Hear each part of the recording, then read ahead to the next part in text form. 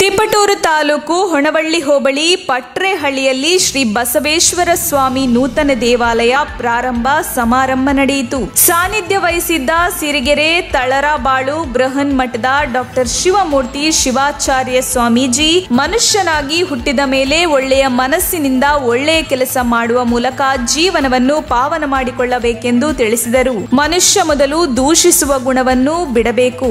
ನಾನು ಸರಿಯಾಗಿ ಇದ್ದೇನೆ ಎಂಬ ಪ್ರಶ್ನೆ ಹಾಕಿಕೊಂಡು ಸರಿಯಾದ ದಾರಿಯಲ್ಲಿ ನಡೆಯಬೇಕು. ಸಮಾಜದಲ್ಲಿ ಕೆಟ್ಟವರು ಒಳ್ಳೆಯವರು ಇದ್ದೇ ಇರುತ್ತಾರೆ. ಮನುಷ್ಯನ ಸ್ವಭಾವ ಒಬ್ಬರಿಗೆ ನೋವು ಉಂಟು ಮಾಡುವ ಕೆಲಸ ಮಾಡದೆ ಒಳ್ಳೆಯದಾಗಿ ಕೆಲಸ ಮಾಡಿದಾಗ ಶಾಂತಿ ನೆಮ್ಮದಿಯನ್ನು ಕಾಣಬಹುದು ಎಂದರು. ಕೆರಗೋಡಿ ರಂಗಾಪುರ ಸುಕ್ಷೇತ್ರದ ಗುರು ಪರಂಪರೆ ದೇಶಿಕೇಂದ್ರ ಸ್ವಾಮೀಜಿ ಮಾತನಾಡಿ, ದೇವಾಲಯ ನಿರ್ಮಾಣದಿಂದ ಮನುಷ್ಯನಿಗೆ ಜೀವನದಲ್ಲಿ ಶಾಂತಿ ನೆಮ್ಮದಿ ಲಭಿಸಲಿದೆ. ಧಾರ್ಮಿಕ ನಂಬಿಕೆಯಿಂದ ಆತ್ಮ ಜಾಗೃತಿಗೊಳ್ಳುತ್ತದೆ. ಒಡೆದು ಹೋಗಿರುವ ಮನಸ್ಸುಗಳನ್ನು ಒಗ್ಗೂಡಿಸಲಿದೆ ಎಂದರು. ಸಚಿವ ಬಿಸಿ ನಾಗೇಶ್ ಮಾತನಾಡಿ, ನಮ್ಮ ದೇಶದ ಧರ್ಮ ಸಂಸ್ಕೃತಿ ಸಂಸ್ಕಾರ ಕಳೆದು ಹೋಗಿಲ್ಲ. ಭಾರತದ ಹಿಂದೂ ಧರ್ಮದ ಮೇಲೆ ಸಾವಿರಾರು ವರ್ಷಗಳಿಂದ ಆಕ್ರಮಣ ಮಾಡಿದರೂ ನಮ್ಮ ಸಂಸ್ಕೃತಿ ಉಳಿದಿದೆ ಎಂದರು. ಕೃಷಿ ಸಚಿವ ಬಿಸಿ ಪಾಟೀಲ್ ಮಾತನಾಡಿ, ಮನುಷ್ಯ ಒಳ್ಳೆಯ ಮನಸ್ಸಿನಿಂದ ಕೆಲಸ ಮಾಡಬೇಕು. ಹೆಚ್ಚು ಧಾರ್ಮಿಕ ಕಾರ್ಯಕ್ರಮದಲ್ಲಿ ಭಾಗಿಯಾಗಬೇಕು. ಆಗ ಮನುಷ್ಯನಿಗೆ ನೆಮ್ಮದಿ ಸಿಗುತ್ತದೆ ಎಂದರು. ಕುಪ್ಪೂರು ತಮ್ಮಡಿಹಳ್ಳಿ ಮಠದ ಅಭಿನವ ಮಲ್ಲಿಕಾರ್ಜುನ ದೇಸಿ ಕೇಂದ್ರದ ಸ್ವಾಮೀಜಿ, ಮಾಜಿ ಶಾಸಕ ಬಿ ನಂಜಮರಿ, ಕೆಎಂಎಫ್ ನಿರ್ದೇಶಕ ಎಂಪಿ ಪ್ರಕಾಶ್, ಕಾಂಗ್ರೆಸ್ ಮುಖಂಡ ಕೆಟಿ ಶಾಂತಕುಮಾರ್, ಅಪಾರ ಭಕ್ತಾದಿಗಳು ಭಾಗವಹಿಸಿದ್ದರು. ಎಲ್ಲಾ ಭಕ್ತಾದಿಗಳಿಗೂ ಅನ್ನದಾಸೋಹವನ್ನು ಏರ್ಪಡಿಸಲಾಗಿತ್ತು. ವರದಿ ಆನಂದ್, ತಿಪಟೂರು.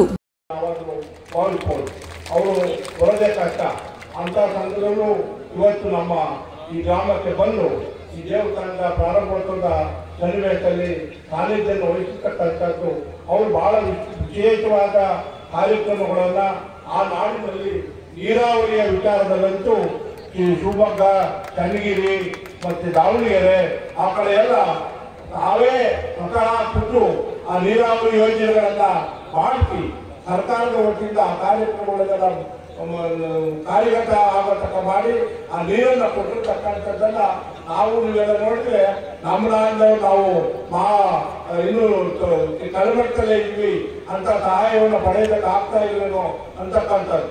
ಬರೀ ನೀರಿಂದೇ ಅಲ್ಲ, ಎಲ್ಲಾ ವಿಚಾರದಲ್ಲೂ ಮನುಷ್ಯ ಹೇಗಿರ್ಬೇಕು, ಎಂತ ರೀತಿಯಲ್ಲಿ ನಾವು ಜೀವನವನ್ನು ಮಾಡಬೇಕು, ಅದು ನಾವು ಹಿಂದೂ ಧರ್ಮವನ್ನು ಅವಲಂಬಿಸಿರ್ತಕ್ಕಂಥವ್ರು, ವೀರ ದೈವವನ್ನು ಧರ್ಮವನ್ನು ಅವಲಂಬಿಸಿರ್ತಕ್ಕಂಥವ್ರು ಯಾವ ರೀತಿಯಲ್ಲಿ ಇರಬೇಕು ಅಂತಕ್ಕಂಥ ಕಾರ್ಯಕ್ರಮಗಳನ್ನ ಎಲ್ಲಾ ಕಡೆಯಲ್ಲೂ ಪ್ರಚಾರ ಮಾಡಿ ನಮ್ಮನ್ನೆಲ್ಲ ಎಚ್ಚರಿಸಿರ್ತಕ್ಕಂಥ ಮಹಾನ್ ಪುಣ್ಯಾತ್ಮರು ಮತ್ತು ದಾರ್ಶನಿಕರು. ಇಂಥ ಒಂದು ಸಂದರ್ಭದಲ್ಲಿ ನಿಮ್ಮನ್ನೆಲ್ಲ ಆಶೀರ್ವಚನೆ ಬಂದಿರ್ತಕ್ಕಂಥದ್ದೇ ನಮ್ಮ ಪುಣ್ಯ. ನಾವು ಸಹ ಅವರ ಆಶೀರ್ವಚನೆ ಕಡೆಗೆ ಬಂದಿರ್ತಕ್ಕಂಥದ್ದು.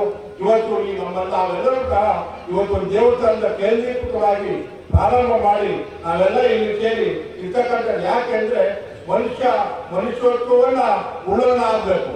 ಇವತ್ತು ನೋಡಿ ಬಸವಣ್ಣವ್ರು ಹೇಳಿದ್ರೆ, ದೇಹವೇ ದೇಗುಲ, ಸುರಕ್ಷೆ ಒಂದ ಕಲ್ತ ಅಂತಕ್ಕಂಥ. ಮತ್ತೆ ಯಾಕೆ ಹೇಳಿದ್ರೆ, ಇವತ್ತು ಈ ದೇವಸ್ಥಾನವನ್ನ ಮತ್ತು ನಿಮ್ಮನ್ನ ತಾಳೆ ಹಾಕಿ ಕನ್ನಡಿಯಲ್ಲಿ ನೋಡಿದಾಗ ನಮ್ಮ ಪ್ರತಿಬಿಂಬ ಹೇಗೆ ಸಿಗ್ತದೋ ನಮ್ಮ ದೇವಸ್ಥಾನದಲ್ಲಿ ನಮ್ಮ ಪ್ರತಿಬಿಂಬ ಆಗಬೇಕು. ಈ ದೇಹ ದೇವರ ಆಗಬೇಕು, ಒಳಗಿರ್ತಕ್ಕಂಥ ಆತ್ಮ ಆ ಬಸವೇಶ್ವರ ಆಗಬೇಕು. ಬಸವೇಶ್ವರ ಎಲ್ಲರೂ ಒಳ್ಳೆಯದು ಇರ್ತಾರೆ. ಅದು ನಾವು ಆ ರೀತಿ ಇದೀವೋ ಆ ರೀತಿ ಆಗ್ತಕ್ಕಂಥದ್ದಾಗಬೇಕು. ಮನುಷ್ಯತ್ವವನ್ನು ರೂಢಿಸಿಕೊಂಡು ಬಾಳ್ತಕ್ಕಂಥ ಶಕ್ತಿಯನ್ನ ಪಡೆಯೋದಕ್ಕೋಸ್ಕರ ಇಂಥ ದೇವಸ್ಥಾನಗಳ ಉಳಿವುಗಳನ್ನ ಮಾಡ್ತಾ ಇರ್ತಕ್ಕಂಥದ್ದು. ಭಕ್ತಿ ಮಾರ್ಗ ಹೆಚ್ಚಾಗಿರ್ತಕ್ಕಂಥದ್ದ ಮಾಡ್ತಾ ಇರ್ತಕ್ಕಂಥದ್ದಲ್ಲಿ ಇವತ್ತು ಅದ್ರ ಜೊತೆಗೆ ನಮ್ಮ ತಿಳುವಳಿಕೆಯನ್ನ ವಿಚಾರಧಾರೆಯನ್ನ ಮಾಡ್ತಕ್ಕಂಥ ಪೂಜೆಗಳು ಬಂದಿರ್ತಕ್ಕಂಥದ್ದು ನಮ್ಮ ಪುಣ್ಯ.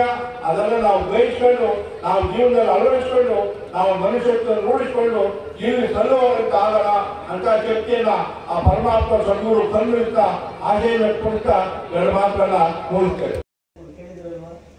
ಇಡೀ ದೇಶದಲ್ಲಿ ಮೊಟ್ಟ ಮೊದಲು ಬ್ರಿಟಿಷರನ್ನ ಯುದ್ಧದಲ್ಲಿ ಸೋಲಿಸಿದಂತ ವೀರ ರಾಣಿ ಕಿತ್ತೂರು ರಾಣಿ ಚೆನ್ನಮ್ಮ. ಎರಡನೇ ಯುದ್ಧದಲ್ಲಿ ಅಷ್ಟು ಸೋತಿದ್ದಿಲ್ಲ, ಆದ್ರೆ ಆಕೆ ಹತ್ರ ಇದ್ದಂತ ಯಾರವನು ಮಲ್ಲಕ್ಷೇತ್ರಿ ಆ ತುಪಾಕಿಗಳಿಗೆ, ಗುಂಡು ಮದ್ದಿನ ತುಪಾಕಿಗಳಿಗೆ ಸರಿ ಆಯ್ತು, ಏನೋ ಮಾಡಿದ, ಆರ್ಡರ್ ಮಾಡಿದ ದ್ರೋಹಿ ಪಾಠ. ಹೀಗಾಗಿ ಆಕೆ ಸೋಲನ್ನು ಮುಗಿಸ್ಕೊಟ್ಟಾಗ ಮತ್ತೆ ಟಿಪ್ಪು ಸುಲ್ತಾನ್ ಅವನಿಗೆ ವಂಚನೆ ಮಾಡಿದ್ದಾರೆ.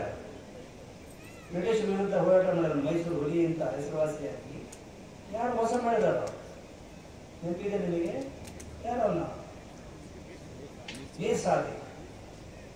ಈಗಲೂ ಮೋಸ ಮಾಡಿದರೆ ಅವ್ರು ಮಹಾಮೀರ್ ಸಾದಿಕ್ ಅಂತಾರಲ್ಲ, ಮಹಾಮೀರ್ ಸಾದಿಕ್ ಅಂತ ಅದು ಇತಿಹಾಸದ ಪಳಿಯುಳಿಕೆ ಶಬ್ದ. ಮೋಸ ಮಾಡೋರಿಗೆ, ವಂಚನೆ ಮಾಡೋರಿಗೆ ಮೀರ್ ಸಾದಿಕ್ ಅಂತ. ಅವರೆಲ್ಲ ಹೆಂಗೆ ಅಂದರೆ ಎದುರಿದ್ದಾಗ ಸಲಾಮ್ ಅಲೈಕುಂ, ಹಿಂದಕ್ಕೆ ಹೋದಾಗ ಮಾರ್ ಸಾಲೇಕುಂ. ಹೇಳಿದರೆ ಇದನ್ನ ಸಲಾಮ್ ಅಲೈಕುಂ ಮಾರ್ ಸಾಲೇಕುಂ. ಎದುರಿಗೆ ಹೊಗಳದ್ರು, ಹಿಂದಕ್ಕೆ ಕೊಟ್ಬಿಡಲ್ಲ, ಬೆನ್ನಿಗೆ ಚಾಕು ಚುಳಿ ಹಾಕ್ತಾರೆ. ಇಂಥ ದುಷ್ಟ ಸ್ವಭಾವದ ಜನ ಈಗಲೂ ಸಮಾಜದಲ್ಲಿ ಇರ್ತಾರೆ. ಅದು ದುರದೃಷ್ಟಕರ. ನಮ್ಮ ರೈತರು ಅಂತಾರೆ